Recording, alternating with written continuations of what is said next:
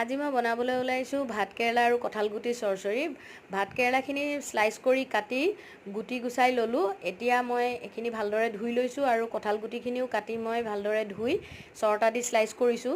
কটাৰী দি স্লাইচ কৰিলে ডাঠ পাতল হয়, সেইকাৰণে চৰটা দি স্লাইচ কৰিলে মানে একেবাৰে সম পৰিমাণৰ স্লাইচ হয়। এতিয়া মই ইয়াতে দিছোঁ হালধি অকণমান, নিমখ অকণমান, জলকীয়া গুড়া অকণমান আৰু নহৰু অকণমান আৰু লগতে দিছোঁ অকণমান মিঠাতেল। এতিয়া মই সেইখিনি ভালদৰে হাতেৰে সানি লৈছোঁ। তাৰপিছতে এয়া গেছত পেন পাতি দি তাতে মই দিছোঁ অকণমান পানী। পানীৰ ওপৰতে মই অকণমান পিঁয়াজ মোহাৰি দি দিছোঁ। দি মই চামুচ এখনেদি লৰাই মই ঢাকনা লগাই হ'বলৈ দিছোঁ। তাৰপিছতে এয়া পানী প্ৰায় শুকাই গৈছে। অকণমান পানী থাকোঁতে ওপৰতে কেঁচা জলকীয়া দি মই অকণমান লৰাই দিছোঁ। লৰাই দি মই আকৌ অকণমান সময় ঢাকনা লগাই হ'বলৈ দিছোঁ। এয়া মোৰ কঁঠালগুটি চৰচৰি ৰেডি। যদি ভিডিঅ'টো ভাল লাগিছে লাইক